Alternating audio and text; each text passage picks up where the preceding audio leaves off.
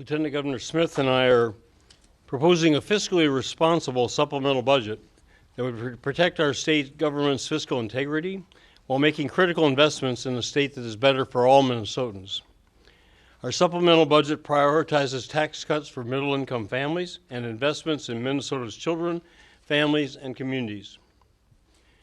When I took office in 2011, our state government faced a projected $6 billion budget deficit following a decade of deficits. The Lieutenant Governor and I are committed to ensuring that our state does not fall back into that same fiscal mess. Our supplemental budget would leave $571 million of projected surpluses unspent and unobligated at the end of the next biennium. Combined with a budgeted reserve fund of $1.6 billion, we would provide over $2 billion of protection from a future national economic downturn. We are proposing tax cuts for over 400,000 Minnesota families by increasing the child care tax credit and adopting federal conformity. Our proposal would reduce taxes on middle-income Minnesotans rather than providing more tax breaks to big businesses and the wealthiest citizens. Lieutenant Governor Smith and I are proposing smart new investments in Minnesota's children, families, and communities to help narrow our state's achievement gap, ensure more young children are ready for kindergarten, and save working parents tens of thousands of dollars on their child care costs. We propose a $25 million investment to move Minnesota closer to voluntary pre-kindergarten for all 4-year-olds everywhere in our state. Our plan would make quality, affordable pre-K available to 3,700 more Minnesota 4-year-olds. We're also proposing increased funding for family home visits, teacher workforce training, low-income child care assistance, and other early childhood initiatives. We propose spending $100 million for new initiatives to expand economic opportunities and eliminate economic disparities for Minnesotans of color across our state. It would help more Minnesotans gain access to opportunities in our state's growing economy and help minority entrepreneurs start and grow their businesses. We have detailed certain of our ideas. However, we have intentionally left considerable room in the $100 million for legislators and involve community groups to engage in an inclusive process which would find and fund the best new initiatives statewide.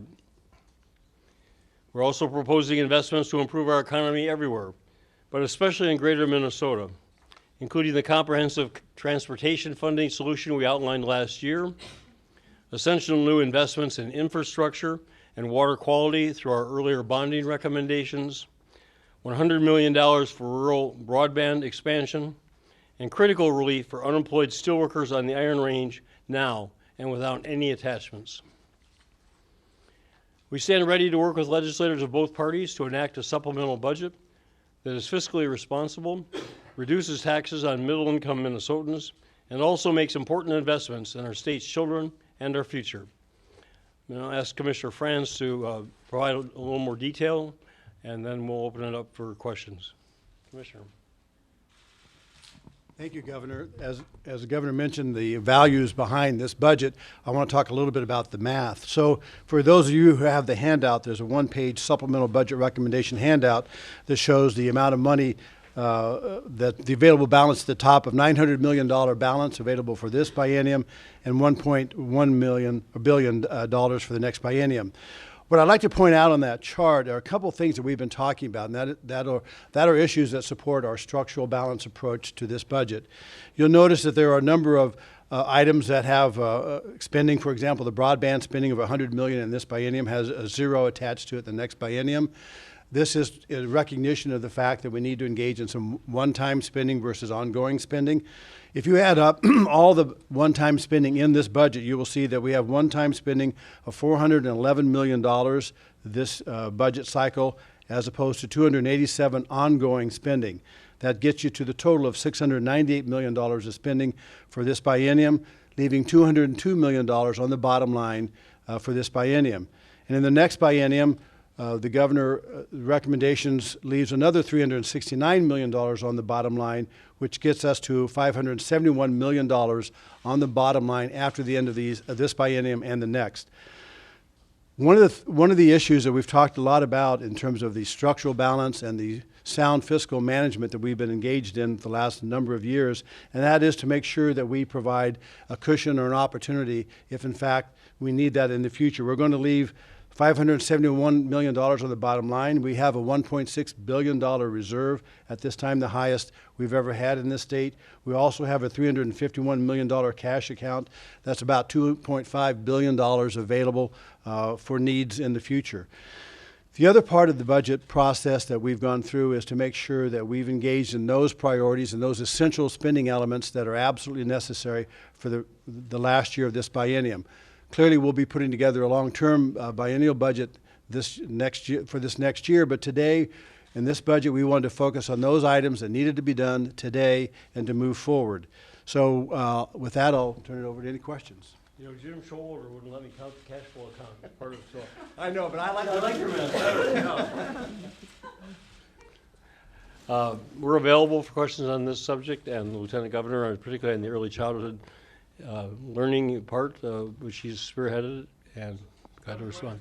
Correctly, so the $571 million left unspent is over, that's from the projected surplus over the next 4 years, not from the $900 million available in the current The biennium. next the next 4 years, including this year. It's the next two biennia. Is it leaving $202 million unspent in this biennium? Is that At what the you end said? of this biennium, correct. And why did you think that was important to leave some of that available? Well, I was at the National Governors Association conference just a couple weeks ago, and 5 leading economists all predicted the strong likelihood of a national recession by calendar 2018. Now, nobody knows that with any certainty, but I think it's really important that we start to protect our state government's fiscal integrity from a future national economic downturn. That wasn't done in the past, and we saw the catastrophic consequences of that with ongoing deficits and budget shifts, borrowing from the schools and the like. So I want to do everything possible to see that my successor and the people of Minnesota are protected from that kind of a recurrence. Flexible on that number, or is that the linchpin to keeping this? I'm flexible on all this, but I'm not flexible on the principle that we need to be very cautious in what we obligate with tax cuts and spending increases for this year and for this fiscal, this biennium and the next biennium, so that we have that protection.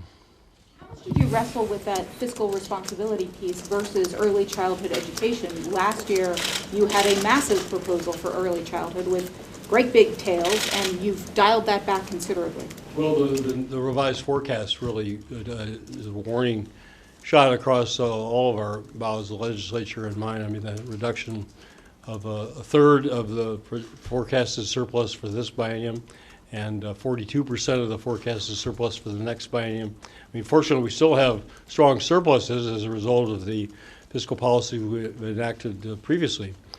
And then, as I said, when I went to the NGA meeting and you know, what was that joke, you know, nation's economists have predicted 12 of the last 5 recessions. So, I mean, you know, you can, but they were unusually emphatic about the strong likelihood.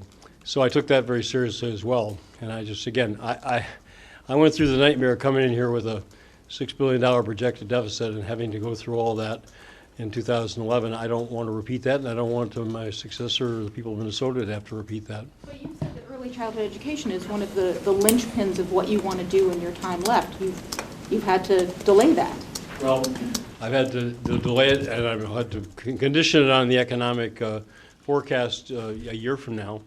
And if the resources are available, we have that greater degree of economic certainty, I will absolutely make it my top priority and press for it. I mean, I can you know, but you know, as Commissioner Francis said, we really had to look seriously at the so-called tails, the impact of any additional spending in the next biennium.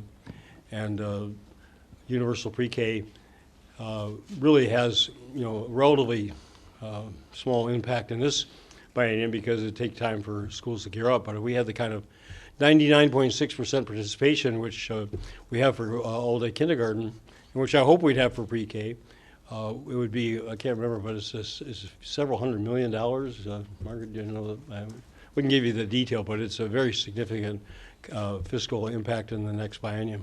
The program that we have here now, is that a new program, voluntary pre-kindergarten, or is that a continuation of the program we used to call school readiness? Well, it's pre-kindergarten. It's in the schools. It's a beginning of what it would be, and how we work this out. But it would be in the formula. It would be, obviously it's capped, so we'd have to focus on schools that have that need. We'd focus on schools that are in low-income areas. We'd focus on schools that don't have parent-aware 3- and 4-star rated child care facilities, particularly in greater Minnesota. But it would be along with the same approach that we would be using if it were universal. You want to add to that? You might have early child care, and you can highlight what else we're doing. I would just say that, sometimes you can make progress in big, giant steps, and sometimes you have to make progress in slow, steady, incremental steps. And what we are doing with this budget for preschool is to make some incremental steps towards preschool for all 4-year-olds and their families who want it. And I think it'll be interesting to see how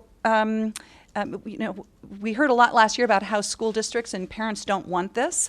I think what we're going to see here is that a lot of schools and a lot of parents want this. And I think that'll help guide our decision-making next year when we have the biennial budget. So does school readiness continue as a parallel program, or it does? Yes. How do you pick the schools to participate? I mean, the governor mentioned some characteristics, but I mean, is this a grant program? You have to apply, or? Yep, what we're proposing is that districts could apply to the Department of Education. Their applications would be assessed based on factors like the number of 3- and 4-star rated preschool programs in their area, and also the percentage of poverty. School districts could apply for the entire district or just for one school, for example.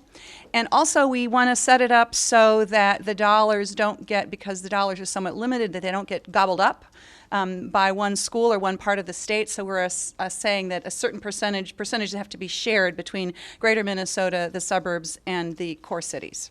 This is I think you said it well. So it's a step forward toward my stated goal, and still one of my very top priorities of universal pre-K on a voluntary basis. And I won't be satisfied until we reach that point, and I hope very much it'll be in the next budget year, calendar 2017 session, that we'll be able to enact this statewide if our economic forecast permits. Governor, on child care, I think this is a new idea, having a child care complex at the Capitol. Tell us the impetus behind this. We have a lot of staff. The legislature has a lot of staff, agencies, and legislators themselves have a lot of young children, and I just think it's an idea whose time is overdue, and it'll create a better quality working environment. Parents can be sure they can go make contact with their children during their working hours. It'll help us attract and retain the best possible people. So I'm really serious about it, and I hope the legislature will adopt it. One of the complaints that on all-day K and pre-K has been a lot of schools don't have the space. Do you have money somewhere in the budget to help schools expand so they can take part in this? That's a very good point, and that's really one of Commissioner Casilius's priorities, which again we couldn't squeeze into this. But I think one of the if we show that we're committed to providing for voluntary pre-K, we'll give a signal to school districts that they need to take the steps necessary to develop the space to accommodate that. I think a school, frankly, we refrained in the past from providing capital assistance to school districts, including those who were wiped out in floods and the like, because you just open that door and it's going to be a flood. So I think we're signaling to schools, districts who did expand, found the space available for all-day kindergarten, and some of them really went up to their physical capacity, that this is something is going to happen in Minnesota, and you need to factor that into your capital requests or whatever's necessary. But doesn't that hurt the small schools that can't go out and spend more money? Like, you're talking about aiming this at some poverty areas, those might be some of the areas that can't afford it. It's a very valid point, and, we'll learn as we go from this. I mean, this is not another reason why maybe some people say it's better to have it not take effect all at once as kindergarten did. But we'll work with the school districts if they come back, and we'll work with the legislature, obviously, in this session, and even more so the next session, to see what is necessary to accommodate all the children, all the parents who want to take advantage of this opportunity. $1 for every $1 in tax relief for every $6 in spending to satisfy the Republicans who have made clear they want a bigger tax break? But do you, Probably not. did you you intentionally come in low, knowing that there's going to be a... Because any reduction in taxes is ongoing. In fact, it increases each year, and it increases significantly in the next biennium, because we're talking about tax reduction. This is really about, 6 months of this biennium. Anything we put in place, by the time it pays part of next year's income taxes paid by people. So the tail on any kind of tax reduction, the fiscal consequence in revenue reduction in the following biennium and then the following biennium is really enormous, and that's why we need to be very cautious. The folks who say, well, this is going to generate more revenue than it costs, just haven't faced the reality of what happened to the federal government when they provided massive tax cuts back in the early 80s and threw us into these massive deficits. They hadn't looked at what happened in Minnesota when there were tax cuts in 2000, 2001, did not stimulate additional economic growth, put us on a fiscal precipice, and then with the Great Recession, we fell over the cliff. So, I mean, those who don't learn the lessons of history are doomed to repeat its mistakes. And that's just, I was restrained in that. I had other proposals in mind, and I just said, we're not going to sacrifice the fiscal integrity of the state on tax giveaways or excessive spending. Much as I'd like to provide additional tax cuts and additional spending investments, you got some people here with the 5%. I note that we are providing, in a different way, about the same amount of money for increased incomes for child care, personal care attendants through the conforming to the federal requirement in terms of overtime. It's about $18 million this biennium, and was it 40 million the next biennium. So we did it that way. But I'm sympathetic to those who make that kind of commitment and deserve to be better paid for their work. Were there any other spending priorities in your budget that were scaled back because of your concern over a future economic downturn? Pre-kindergarten for sure. Well, in addition to that, I meant, were there any other areas of your About budget? all of them. I mean, we left a lot of them out that had ongoing costs. We really had the things that I felt we had to do. We have an MFIP increase; it's ongoing. We have funding for Department of Human Services for especially for Anoka and for St. Peter, which is just staffing increases and other programmatic improvements, which I think are just critical to those entities, as well as corrections, additional corrections personnel, staffing, and security, and also a very expensive program, but one I really think we're morally and actually I think we'll be legally bound to do, which is provide a HIV vaccine, hepatitis vaccine, to patients, which is, what's the cost? I mean, it's $5 million this year and significantly more next year. So things like that are not going to be. I'd rather spend money on other priorities, but these are just urgent and absolutely necessary priorities. I hope the legislature will recognize them as such. Governor, I don't detect in your budget any response to the request that's been heard at the Capitol this year for another 5% increase for personal care attendants for those who do disabled care. Did you consider that at all? And is it here that I've overlooked it? No, it's not in there. But as I said, the increase, which will go to child care, the personal care attendants, is through reducing the amount of time they need to qualify for overtime, and then the payments there, which is $18 million in this biennium, and what, $40 million in the next biennium, which is $58 million, which is very close to what the total cost of the 5% would be. So it's another way of providing significant income increases. Mr. Governor, talk about the $100 million for broadband. Even advocates of broadband say that's a huge amount of money, and it's 10 times what the state has spent in some recent years. How exactly would this be played out? How would you distribute this? How would you achieve not raising the rates for creating broadband all across the state? Would it be a one-year program, a two-year program? That's 10% more than a grossly inadequate amount of money was provided in the last legislative session by the House Republicans, and if it hadn't been for the Senate, it would have been nothing at all.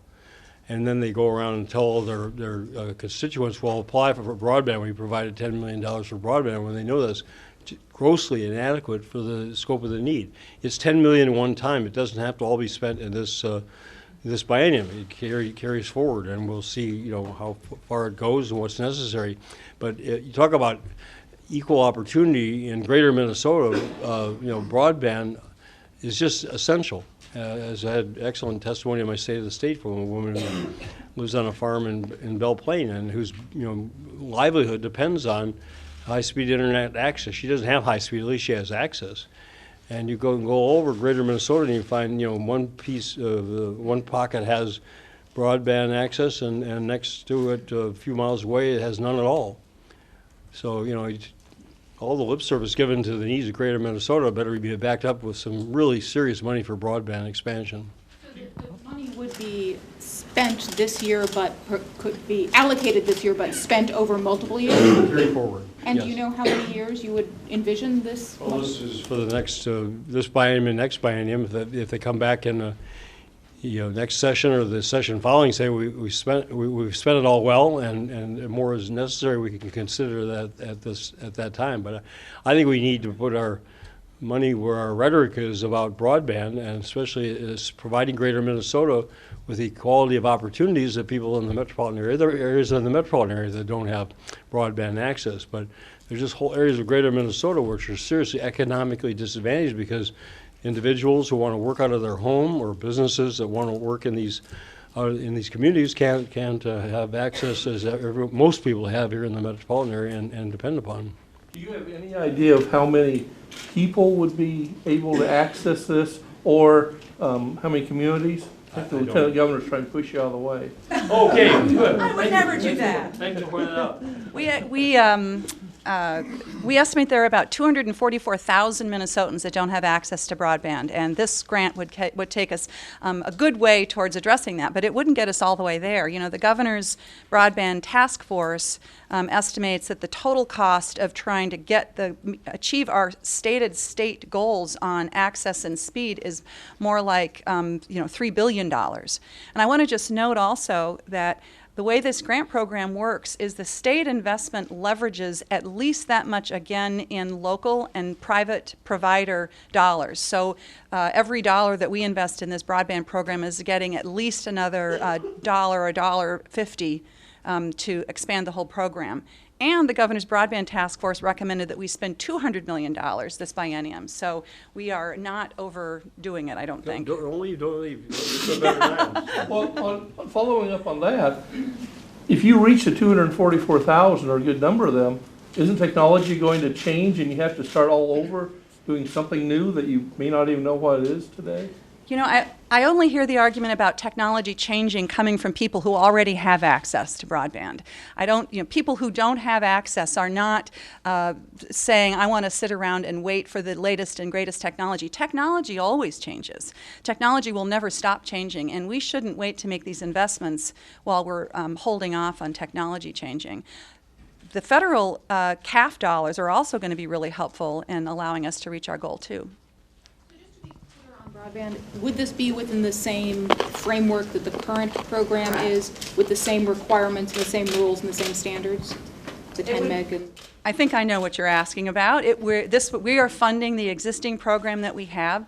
However, I'm well aware that there's lots of conversations happening at the legislature about whether the criteria for that program need to be addressed in some way, and I think that both the governor and I would be open to those conversations. The key thing, though, is we're trying to get broadband access to places where there is no broadband access.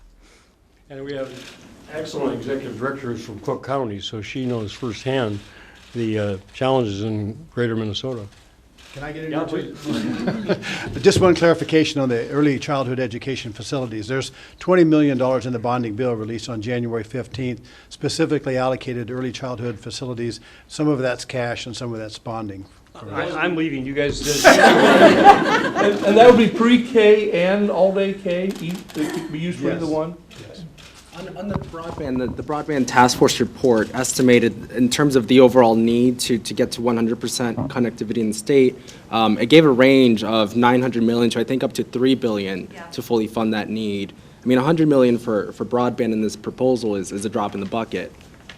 I mean, how do So you we go? have both the drop in the bucket and is it too much? So maybe we're hitting, I mean, I understand what you're saying, Ricardo. I think also that, you know, we think that, I think last year it was 10 million, so we're doing 10 times as much. We think that we can accomplish a lot and get access to a lot of people with 100 million and then take it from there. It's not a lot of money, but there's yet another healthcare financing study as part of this, and this one would look at how to move the state to a single-payer universal healthcare system. Is that something that you're sizing up and teeing up for next year?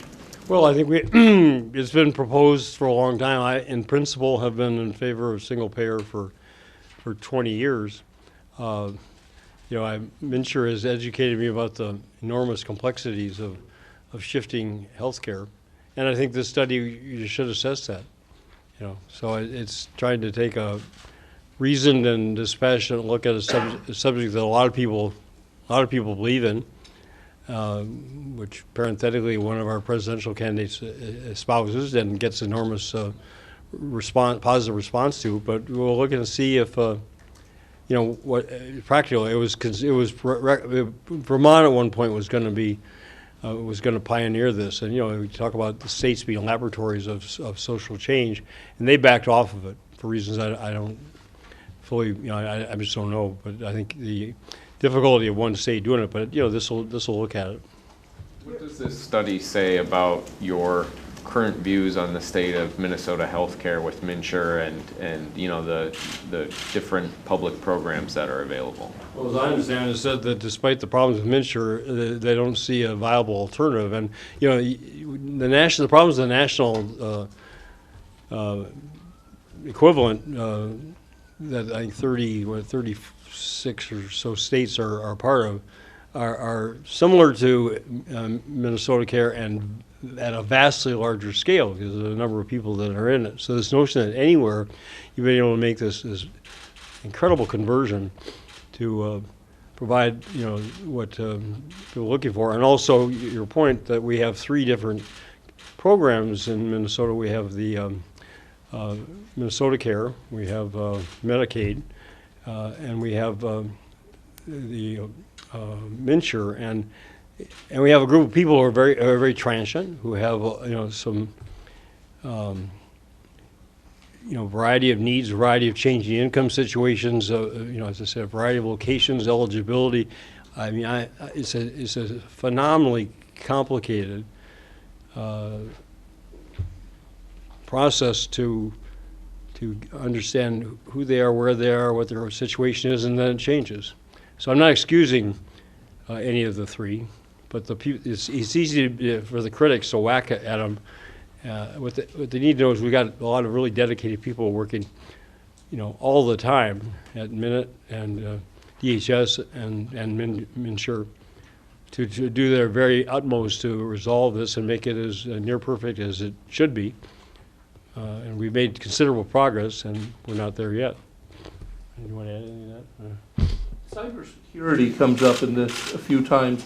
Do you have, as they say in Washington, a specific threat? Is there something specific that you're after here? Why is the emphasis on that? There are literally millions of threats every day, attempts to hack into one of the various state systems, and somebody can elaborate, but. And General Nash can provide detail, and Commissioner Baden, and they will provide that detail to the legislature. And this is again just not a complete ask in terms of the scope of the need, but we're we're so far behind and we're so vulnerable, and you know, even with the best of these advances, and here again, the technology will continue to advance, and the technology of the people who are the criminals who are accessing these will continue to advance. It'll have to be ongoing, but we've got a lot of catching up to do. What would the complete ask be? We have a number of, one of the if you'll see on the chart, we've got an ask of $46 million of one-time money, but there's also an ask by the University of Minnesota, and one of the things we're recommending being supported for them is another $19 million in cybersecurity upgrades. So this would be the first investment in this infrastructure, in this kind of an investment in a long time. This is another one of the infrastructure issues that has not been addressed recently, and so this is a part of a bigger package. But, and answer, I mean, there would be an ask next year. We're just, we're not making commitments that we don't know whether we can keep. So this is a big step forward, but, it's not the end of what needs to be done. And we have agencies, we've been doing this for 5 years, agencies that are just so far and behind and just really antiquated, just basic computer systems that don't have the capacity they need, don't have the ability to interact with one another. And, we've been putting money into agency budget requests every year for 5 years now. We got a couple more this time, although we again had to curtail that. It was one of the reductions we had to do. But we're just, we just came in and we're just woefully far behind. I may have missed it, but I don't think this supplemental includes funding for implementation of Real ID. Isn't that going to be a significant cost to the state, should the legislature? Well, we don't know. But it's not going to be free. It won't be free, but it won't happen until we get the legislature to, first of all, lift the lid so we can have the Department of Public Safety make that assessment. And, we can't, they can't even agree on just simply lifting the prohibition from DPS, making that kind of assessment, talking to the Department of Homeland Security. I mean, a couple of things like the 26-week unemployment benefits for unemployed workers on the range, and just lifting the prohibition on Real ID, which we're supposed to be taking care of in the first week. Now we're in the second week, and they're showing very little progress because of all this other stuff that gets added on, all the political games that are being played with them. So if they want to give us that, we can start to make an assessment, and maybe hopefully by the end of the session, come back with an assessment of what that will cost. But at this point, we don't have that capability.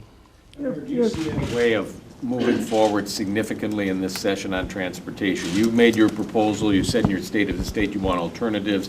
The Republicans say they've already given you an alternative. Is there any way of proceeding from this point, sir? Well, they want to shift at least $500 million of biennium from the general fund over to the transportation fund, and then they want to give $2 billion in tax cuts. I mean, that blows even these budgets, the forecasts, totally into deficit, and it really, again, the future the consequences in future biennia are even greater. So, I mean, and I challenge them to give me a real, honest budget on all counts. I mean, here's my overview. I'd like to see their overview, which includes the transportation shifts that they want to make, as well as the tax cuts, as well as whatever else. Are they going to do nothing for broadband? So, until they provide a responsible budget to compare with mine, I really can't answer that question. Perhaps them backing off on their tax cut requests and you dropping your tax increase request, I'm talking about gas tax, be a way out of this. I'm open to any discussion, but I'm not going to negotiate here.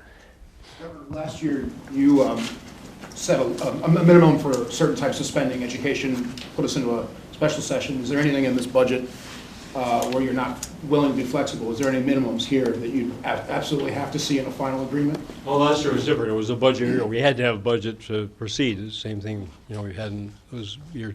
This we could, you could do nothing and add, what would be, $2.5 billion to the, $2.1 billion to the bottom line at the end of the next biennium. I don't think that's advisable. I don't think it's wise. But there's nothing here that absolutely well, I should qualify that. Nothing that has to be done in terms of the budget integrity, in terms of dollars balancing the budget.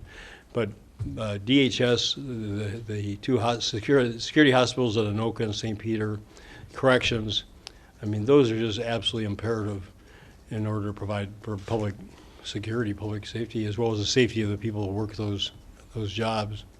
So there are some that would just, I would argue, have to be done, and others that absolutely should be done, like everything else. How about to get a deal with House Republicans and the Senate? Anything in particular in here that you? I'm not going to start negotiating here.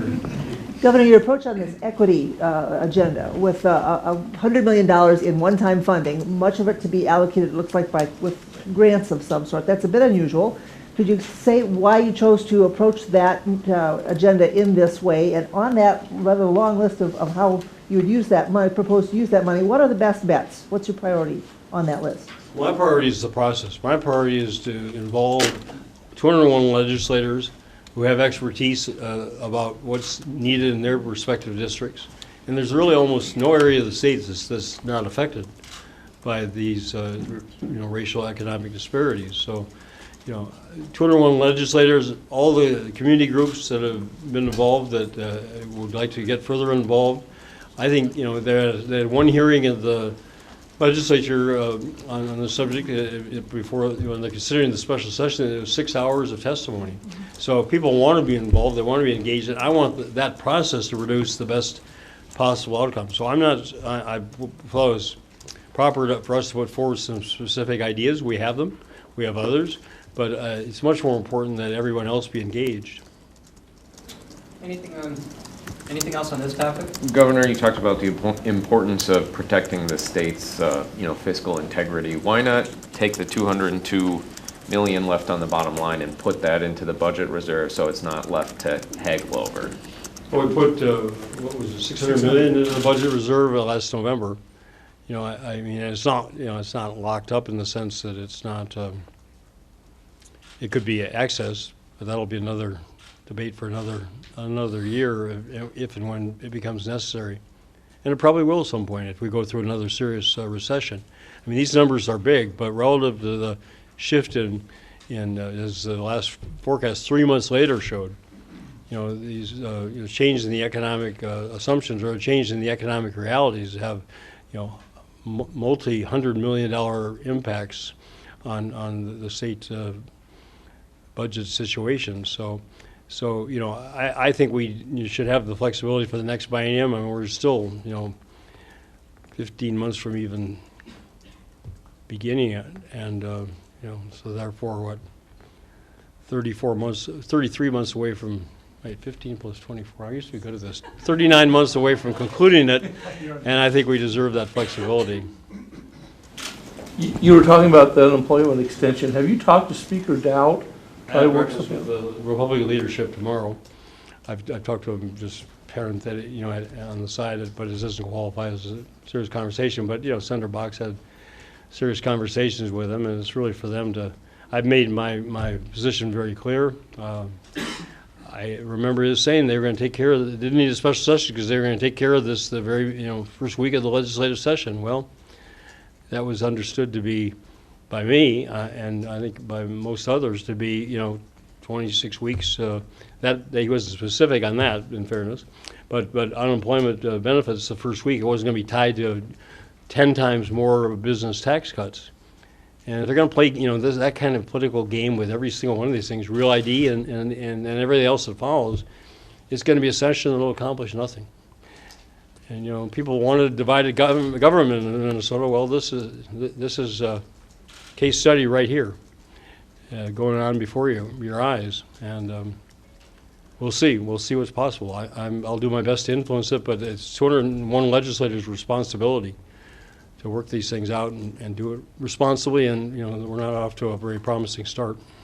On the case of the House Republicans, I don't mean to include everybody, but it takes 2 or 3 to tango, and I just think I'm appalled at what the House Republicans are doing with the unemployment benefits for people who are desperate and need them and were promised them by the House Speaker, and now they're trying to use that to leverage $291 million in unemployment business tax cuts.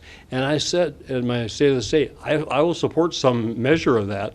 It ought to go through the regular committee process, both the House and the Senate, look at the consequences of it. They just, trying to ram this thing through and hold people who are out of money hostage to that agenda, and I think it's shameful. Governor, on your equity agenda, 33 million is left to be determined with input by some of the various communities. Do you risk having nothing done there because the proposals at this point are still being developed? I mean, we've got a shortened session and a lot of priorities that are kind of taking shape. I mean, with it still being developed at this point. Well, there's $100 million available. I mean, I recommend the legislature disposes. So, I mean, I'm totally flexible on it. I wanted to put forward some specific ideas so that people wouldn't say, well, you don't have any idea what you're talking about. That's just, the rap I got for the session. Now they'll say I'm committing too much of it, so I'll get that rap. So choose your rap. But, I'm wide open to better ideas for all 100 million. I just think the process of engaging, people all over the state who are care and concern and have the expertise about what we need to do to reduce racial economic disparities is that will produce the best result. And that's what I want to encourage as strongly as possible.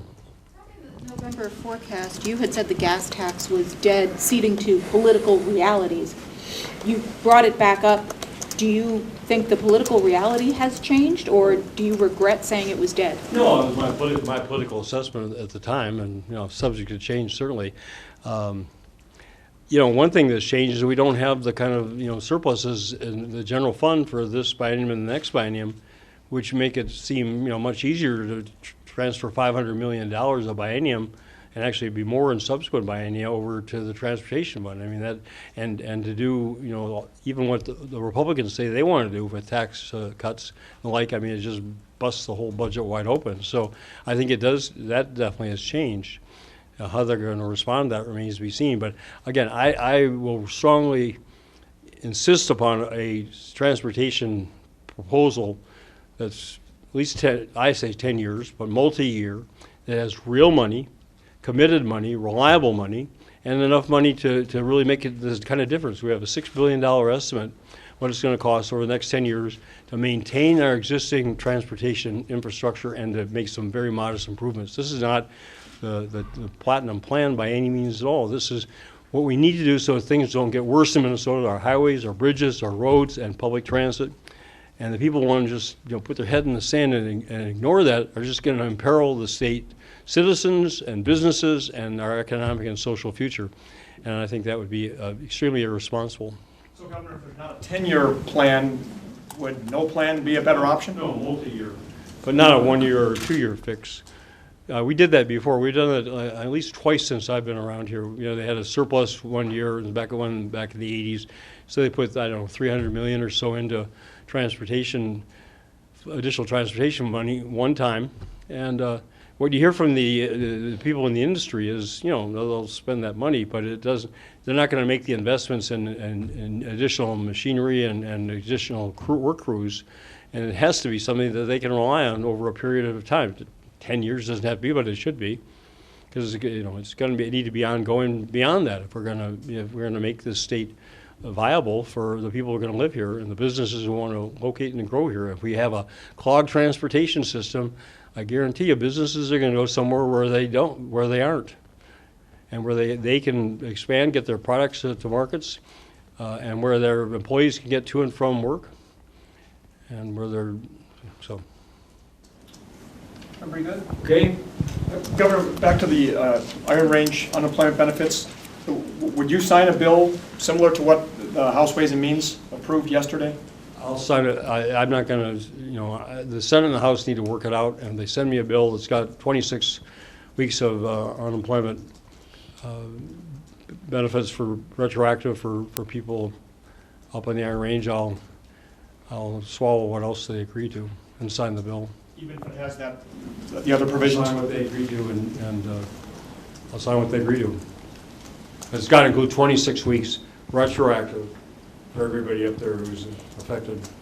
Governor, you're saying that if it has the business tax and the unemployment trust fund changes in that very same bill, You'd sign it as long as the House and the Senate agreed to it? Well, the House and Senate have to agree to it before I sign it. So, I mean, that's a given. I mean, again, there'll be, if there's things in there I don't like, if it has what I've just described, 26 weeks retroactive unemployment benefits for all the people affected up there, you know, and the House and Senate agree to whatever else is in there, I'll sign whatever else is necessary to get it done. And the emphasis on get it done. Get it done now. This is just really shameful and unnecessary and ridiculous. Well, Governor, if I may, if you would sign the bill even if it had the business tax cuts in it, then isn't some of the blame with Senate Democrats on holding this up too? I'm not going to get into negotiating here, and I'm not going to get into signing. Right now, the blame goes on the House Republicans who won't pass the unemployment part of it. And we'll take it from there. We'll see. Thanks, everyone. Okay, thank you.